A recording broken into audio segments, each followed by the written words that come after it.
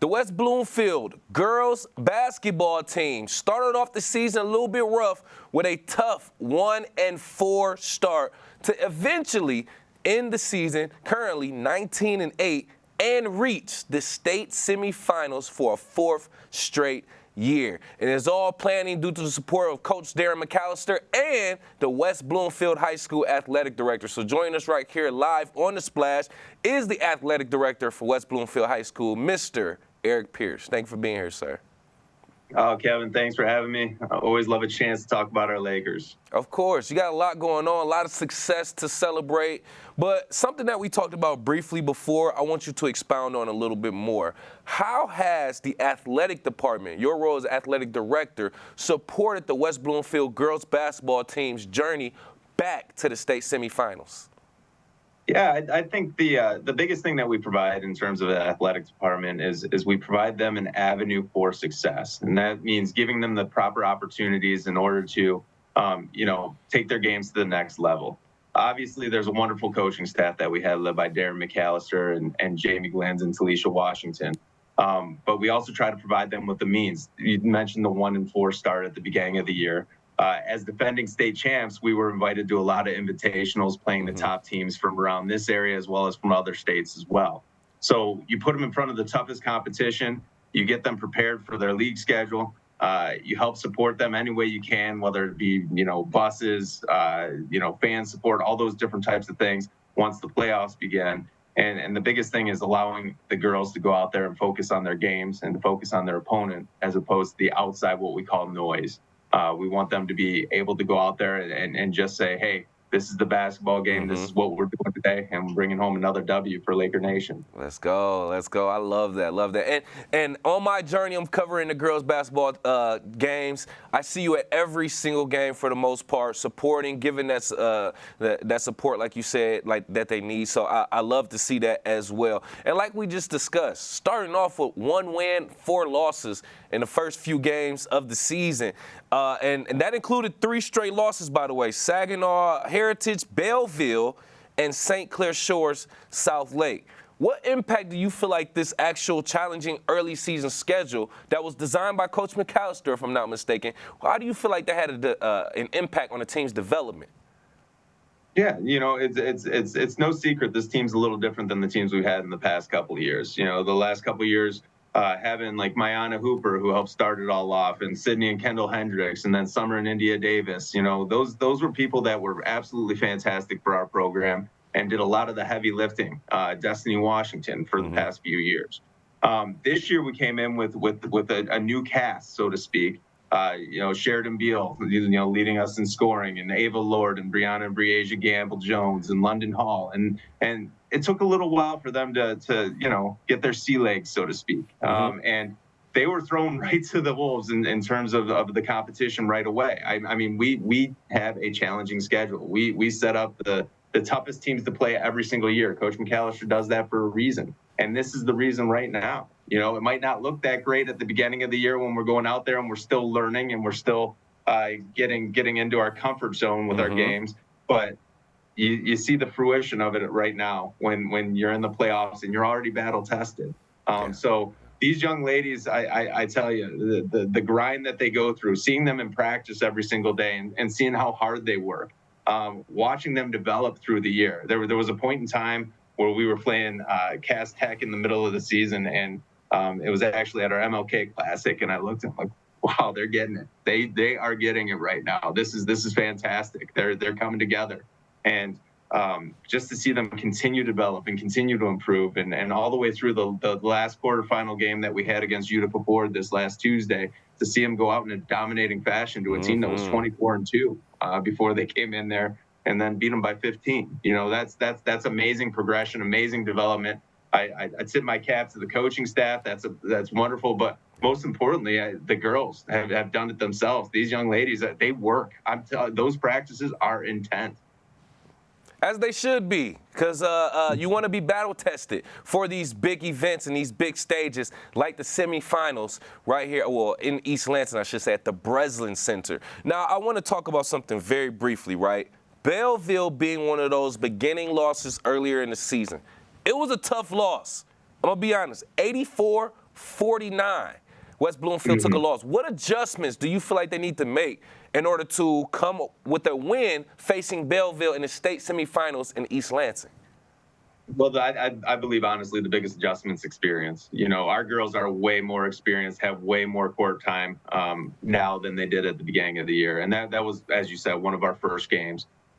You had a Belleville team that was returning people that had a lot of experience against a team that was relatively inexperienced in terms of the amount of minutes that were out there played and the amount of clutch situations that they had been in. So the experience is a huge factor. And you know, going to the Breslin has been like our second home basically over the last few years.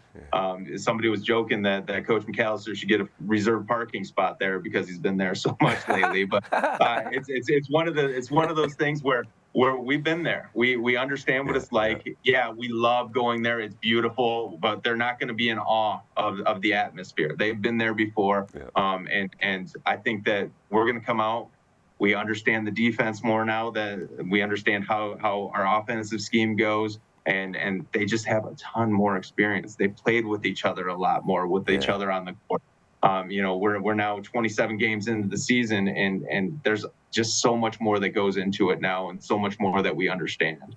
Man, you got me hyped too. I'm not gonna lie, man. And with us right here live on the Splash, by the way, athletic director for West Bloomfield High School, Eric Pierce, talking about the success of the girls varsity basketball team reaching the state semifinals at the East Lansing Breslin Center for the 4th straight time. One question that I feel like is very important, right? They've been experiencing success, like we said, at least reaching the state semifinals for 4 consecutive years. Sometimes people can get so used to success they become numb to it. So I want you to describe the girls' basketball success over the last few years and how it impacts the overall legacy of West Bloomfield athletics. Oh, well, I tell you, the West Bloomfield girls basketball team, whenever I go over to an OAA meeting for our athletic directors, it's the topic of conversation a ton of times. And one of the big things is just, how have you guys been so good? It's amazing. It's so much fun to watch you play, the style of basketball that you play. And it's cool to hear that from people because they recognize what we're doing. There's been other people that have come up and said, you know, there's only a few teams in the state that can play the game the way that you guys play. And they're correct. It's one of those things that our system is such that when combined with the talent that we've had, you know, we're preparing them not only for these long runs in the playoffs and wonderful seasons, but we're preparing them for college as well. And there's been a lot of opportunities for our young ladies to go and participate in college after and have offers and all those different types of things. But you talk about a legacy, 51 straight OAA red wins for this team before they had a loss to Clarkston this year. That's years of league basketball in a row that they've won. And I tell you, it gives me goosebumps thinking of it, all those different games and all the dominant fashion that they've done it in and how skilled we've been. And just like I said, it's for those people that don't know the grind that they go through in practice and gosh, watching them play and the intensity that they play with is just fantastic. And they just don't, it seems like they don't get tired. I don't get it. I don't understand. You got the other team, hands on their hips, hands on their knees, and our girls are out there, they're still running up and down, and it's just beautiful to watch. No, I agree too. Just being at those games, seeing how hard they play and how attentive they are to Coach McAllister and what he tells them, just let you know that they're sticking to the game plan and it's working. Obviously, right? So just a few more moments real quick, Mr. Pierce. I just want to ask, if the girls continue on through the semifinals, making it to the state finals, there's a potential they could face Rockford again for a 3rd time. Now, what about that matchup over the last few years makes it so special, and what do you feel like we need to do to overcome? Well, you know, Rockford's we've actually played them. It was the semifinals the first year we won the state title. Then we played them in the finals the year after, and then the semifinals again last year. So 2 wins, 1 loss against Rockford when it comes down to the last 3 years. The big thing about Rockford is they wonderfully coached team. They really are. They're fantastic. I love watching them play. You know, they're one of the few teams that over the past few years can keep up with us in terms of pressuring the ball and reacting to things we could throw on them on offense, and they actually scheme a little bit to score a little against our defense, which is very tough to do. And the other thing about Rockford is they bring the fans, they bring the community, and it becomes an electric atmosphere for them. So one of the biggest things is we need all the Laker Nation to come out and support these young ladies as they go out there.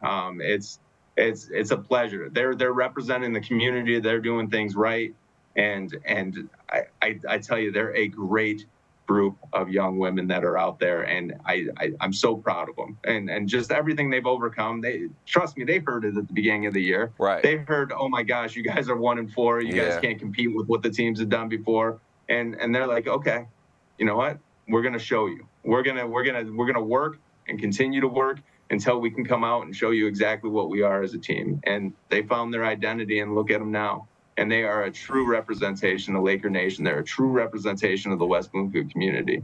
And we are so proud of them. So please come out and support them. Man, I said this since I joined the Civic Center TV team last year when I was following them going to the state finals and everything. And I was just like, I'm so impressed, and I'm by what these young girls' work ethic is like and them achieving success. I almost feel like a proud parent myself, far removed from that, but I love that. So I know as an athletic director and a main supporter, you have to feel proud too. But we want to thank you so much for your time again. Once again, athletic director from West Bloomfield High School, Mr. Eric Pierce. We appreciate you, sir.